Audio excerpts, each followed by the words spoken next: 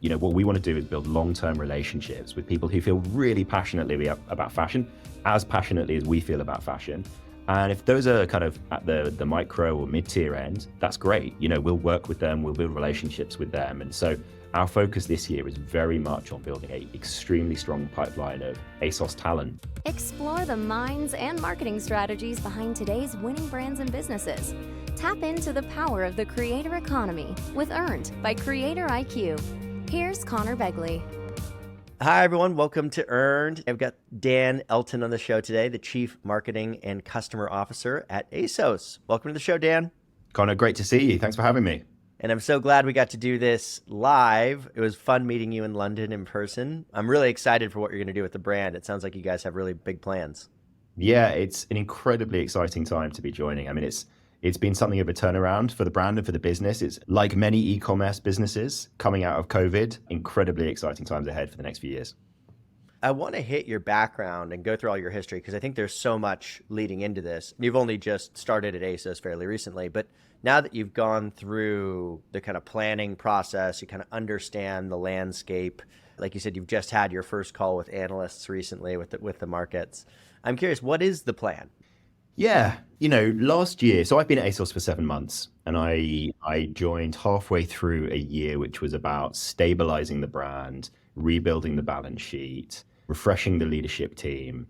And that was a really exciting thing to be part of. And, for me, I wanted to get in at the ground floor of this new phase for ASOS.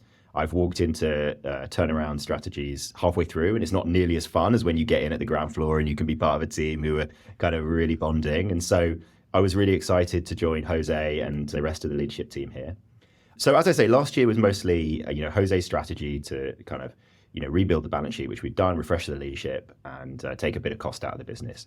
This year is about getting the business back to a position where we can grow again. And for us, that means a bunch of things, but some of the things that it means, I think particularly interesting for you and your listeners, are about really rebuilding our customer journey around fashion, really getting back to the essence of what our brand is about and moving beyond just being a kind of performance advertiser, which is where ASOS has been kind of recently, for good reason, but that's where it's been recently. And so that's the bit that I guess I'm most excited about. There are lots of other parts of our strategy. We have a unique perspective on styling. I mean, for listeners who don't know ASOS, we are a very strong mixture between a bunch of strong own brands like ASOS Design and Topshop, but third-party brands too, like Nike and Carhartt and Adidas and many others. And so we have this kind of unique perspective on what style and fashion means. You often find kind of mono brands or just third-party branded retailers, but we do something a little bit different. So yeah, the strategy is built on a number of things, but those are the two that probably excite me the most. Yeah, it's got to be fun to get back to really kind of brand building, right? Because, not that performance marketing doesn't have its merits, of course it does, but I think that you're sitting on this kind of treasure trove of history and opportunity and product to be able to go out and tell those stories in a way that gets back to what I think gets most marketers excited, right? Right. That's got to be fun to do. Incredibly so. And I think one of the reasons I joined ASOS was because, ASOS is 20 years old now, or thereabouts. And so it is kind of a first wave e-commerce business. And those, you will know a lot of kind of founders and marketers who were involved in those early e-commerce businesses. And they were all built like ASOS on, really strong social marketing, really strong earned media, really strong cultural marketing. And so there is that history at ASOS. And then what happened was, 2018, 2019, as the e-commerce market was really booming, and then into COVID, when it kind of skyrocketed, the brand pivoted to being really a performance-only retailer, which was kind of natural. There were millions of new customers in the kind of e-commerce space. And so that's understanding it can be really seductive just to focus on those kind of short-term returns that performance advertising gives you. But again, the market's moved on again, and we need to kind of rebuild that brand moat that ASOS did have and was really good at. And that's the focus for me and the team here. Yeah, we had one of the founding partners of Forerunner Ventures who also got started around that time and really kind of helped to fund a lot of those first direct-to-consumer, e-com, performance-driven brands. And I think what's been interesting is there was definitely an opportunity there for growth, but I think those brands have largely struggled big time on the public markets, right? These direct-to-consumer brands. So I love to see this kind of return to, I mean, if you think about all of the brands that have been built that have lasted, 50, 80, 100 years, there's rich heritage, there's rich storytelling. It's a lot of brand building there, right? Yeah, I mean, I think, I tend to oversimplify things, but I think the world of fashion particularly is split between what you can call retailer brands and product brands. And retail brands, are very good at like operations, supply chain, maybe tech, but lack a brand mode. And then you've got those kind of product brands that were obviously excellent at the product experience, brand building. And a lot of those brands that I think you're talking about have been retail brands, and they've been built through performance, and they haven't necessarily focused on building that brand mode. ASOS was very strong at that in the early days, but that's what we're trying to do now, is kind of rebuild that again. Well, let's go to your background, because I want people to have context for kind of how you got here and how you think about things. So interestingly, right, you didn't start on the apparel side, right? So your original time was at, Deloitte on the consulting side. Then you spent close to a decade in the grocery sector. I'm curious, talk to me. I actually don't know a lot about the grocery sector. I'd love to know what attracted you to that sector. Maybe what are some of the surprise learnings about how does the grocery sector market itself? Like, again, you're, 7 months into ASOS, you spent 10 years there. I'm curious what you learned during that time. Right. It's a great question. Yeah, I mean, it's funny. My friends are a lot more interested now I work in fashion than they were when I worked in grocery, but I could talk about grocery all day. So yeah, like you say, I started in consulting. It was a classic experience. It was like learning all the frameworks, learning how to kind of learn the guts of an industry very quickly. When you're in your early 20s, that's kind of fun, but eventually the airport lounges and hotels, kind of the fun of that wears off. And I found myself working in Pine Bluff, Arkansas. I don't know if you've ever been to Pine Bluff, Arkansas. It's the 10th biggest city in Arkansas. And we're doing a project in a factory, actually, which was bizarre. Don't ask how a London-based management consultant ended up in Pine Bluff, Arkansas, but I did. And I was like, you know what?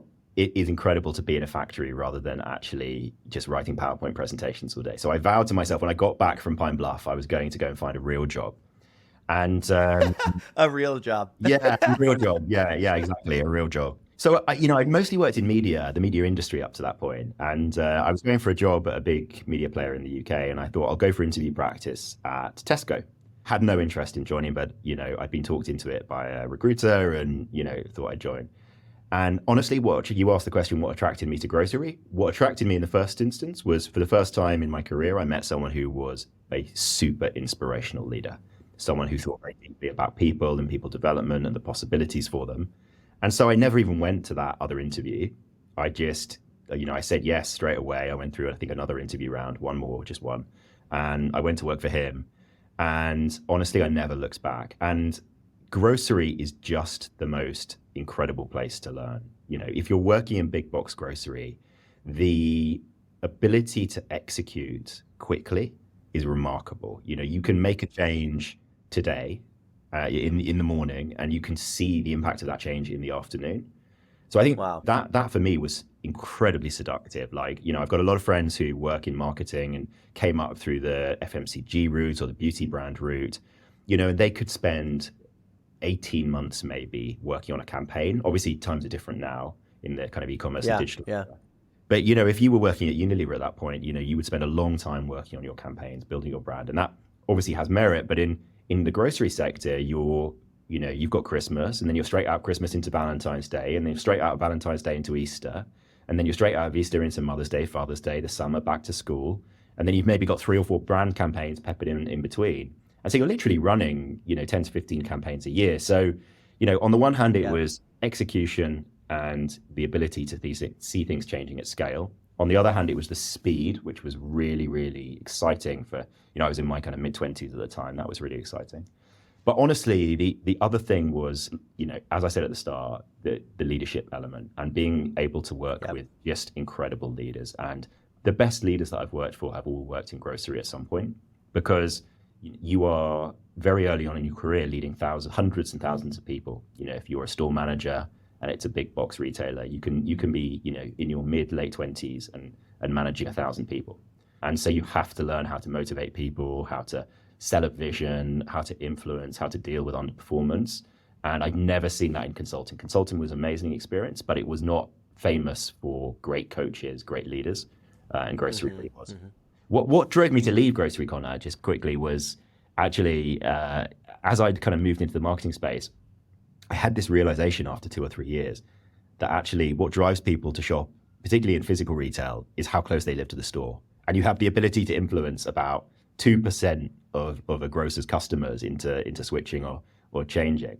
So actually, the reason I left grocery wasn't because I fell out of love with it or any reason like that. It was just because as a marketer, you can have a really limited impact over,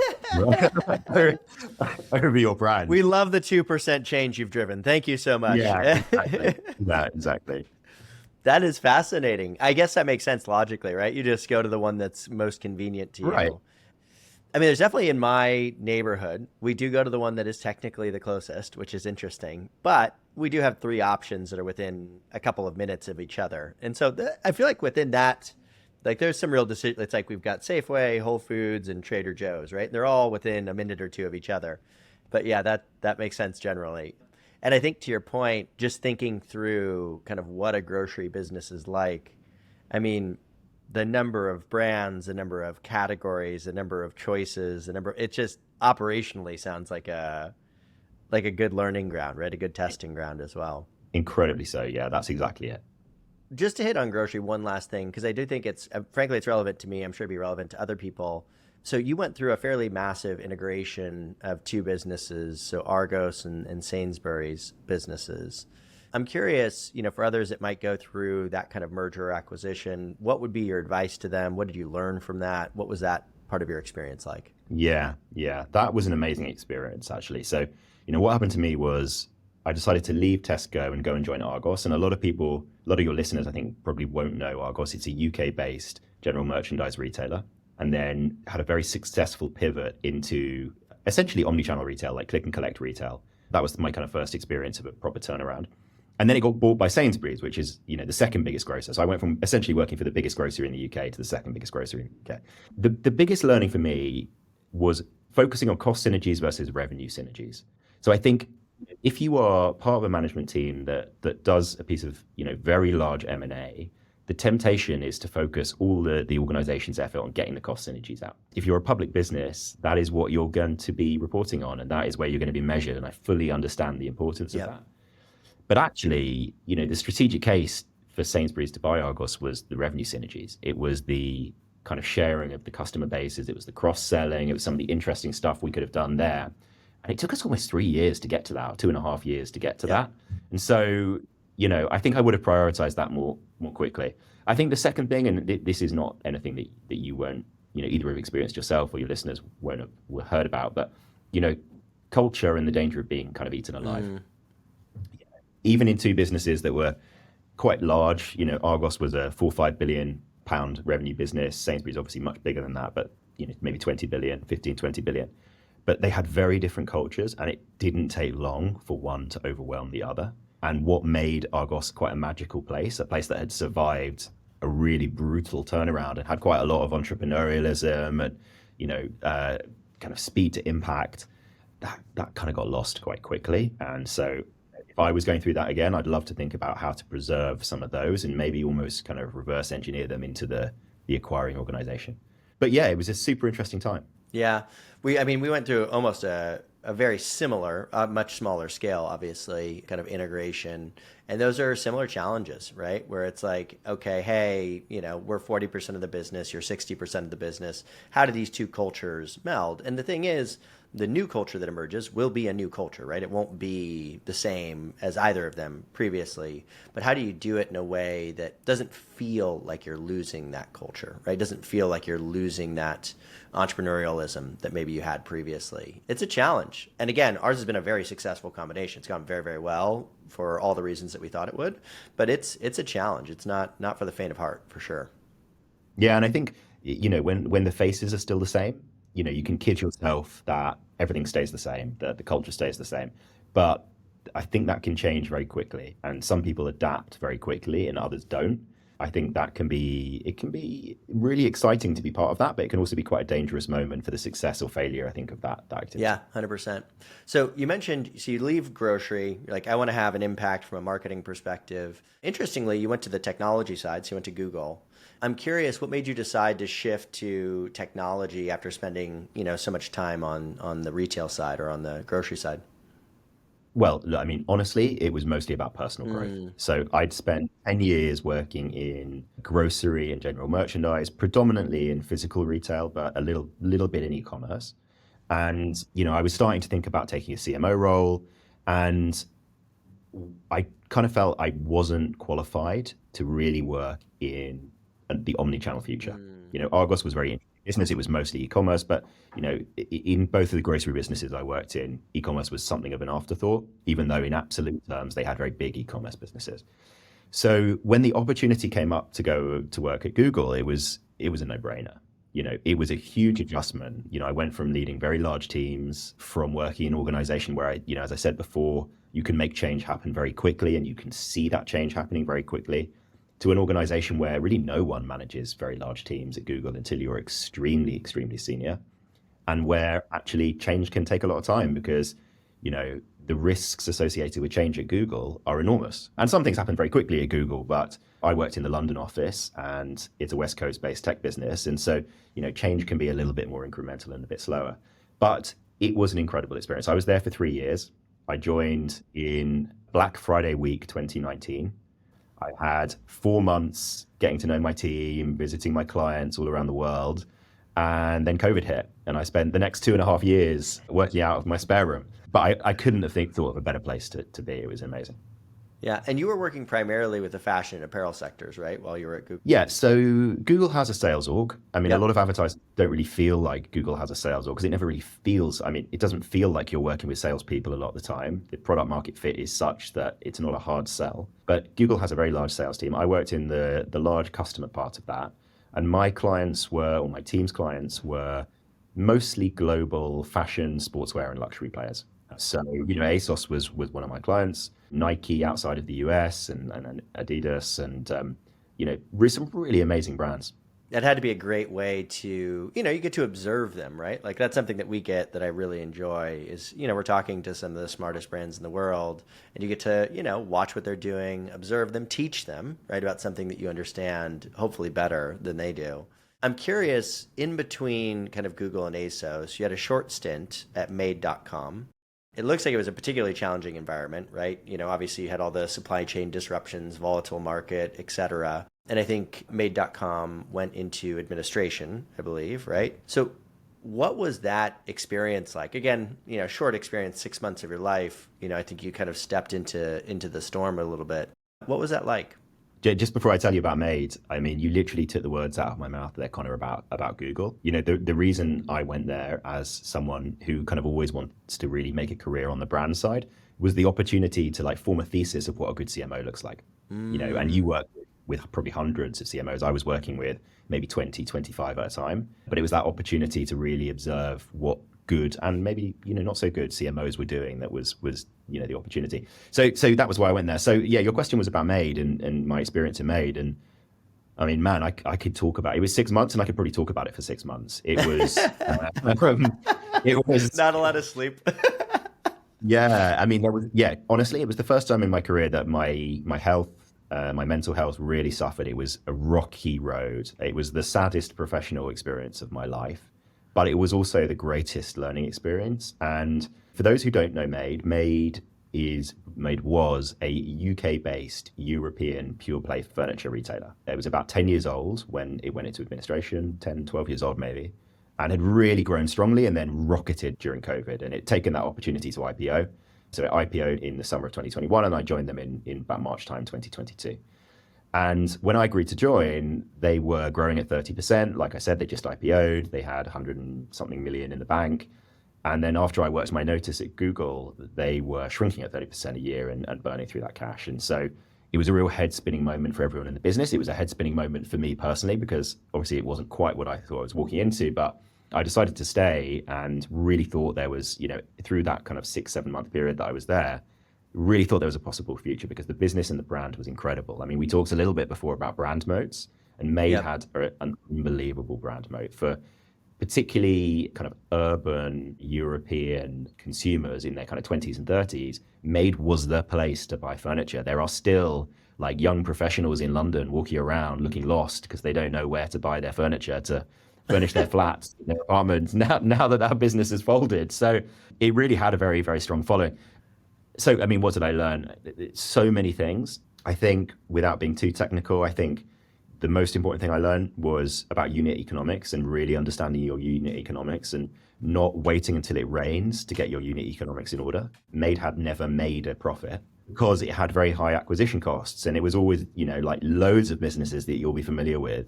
It was always the view of the management team that, hey, look, if we ever need to pivot to profitability, we just reduce our acquisition costs and we'll be fine. But of course, all of this was happening in Q1, Q2, 2022 with the Ukraine war kicking off. And there was huge supply chain disruption. So even though we managed to pivot out of a lot of marketing, that cost was just replaced by supply chain disruption. So I guess that was the first thing. I think the second thing, never rely on a single paradigm. And I know that maybe sounds easier than it is, but Made had a single distribution channel and we found ourselves with way too much stock. It took us too long to work out actually other ways to shift it. So I think unit economics, having multiple paradigms and ways to do business, and then the other one, and it's a real cliche, but just work with people that inspire you. I think a lot of people would have expected me to walk out of Made, having found what I found within the first couple of months. I think a lot of people would, and I probably in many situations I would have done, but I was working for really one of the most inspiring people I've worked for. She was, Nicola Thompson, incredible CEO. And the management team was by far and away the most functional that I'd worked with, even during an incredibly difficult time. Huge levels of respect, challenge, trust. And so the learning experience of working with those folks was just too good to turn down. And yeah, we really thought we could save it, but unfortunately not. It now does have a home with Next. They bought the brand and the IP, but sadly Made as it was is no more. I mean, you wonder how much of that was even avoidable, right? Because obviously, during the pandemic, everybody's working from home like you are, right? I think there's a massive spike in almost all home material buying generally, right? Furniture, et cetera. And then that dropped off, right? In 2022 as well. So you wonder how much of it's cyclical as well, just like bad timing. Yeah, it's a real lesson for all of us about what sustainable growth looks like, I think. Yeah, I think I've talked to at least three or four executives, and almost all of them were retail executives. I think they were all like retail executives who went through were at some company that had to essentially go through bankruptcy because of COVID, right? Because you had this, I'm in store, I'm out of store, I'm in store, I'm out of store, supply chain. It was a disaster, right?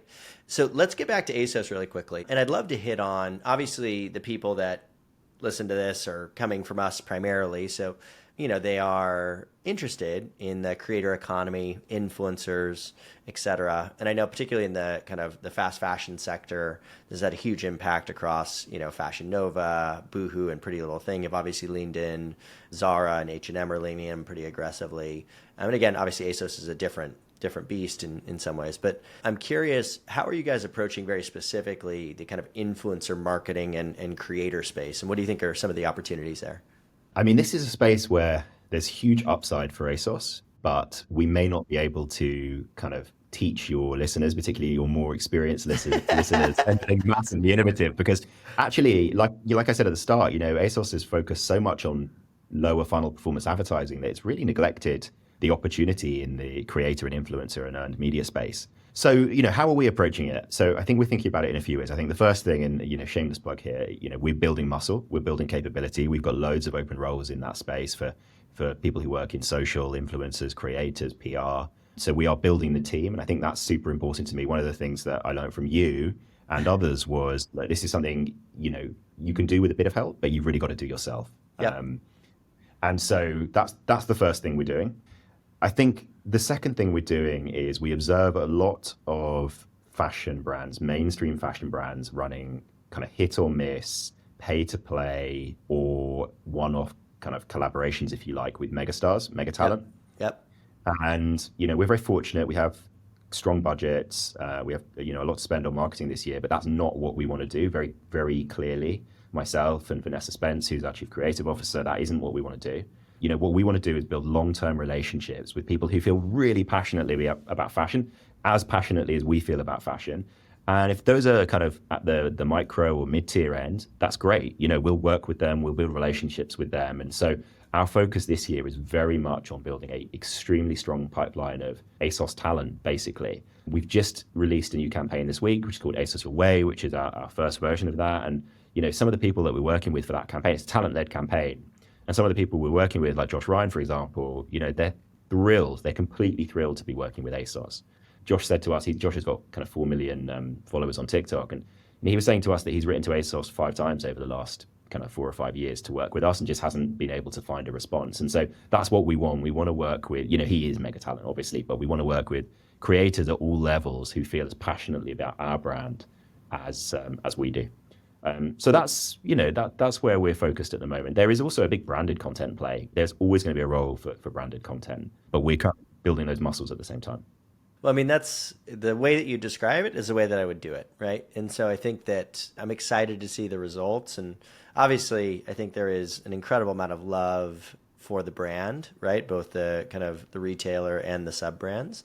So I think I'm excited to see what you guys do. I'm curious, before we get, I'll do one fun kind of end of show question.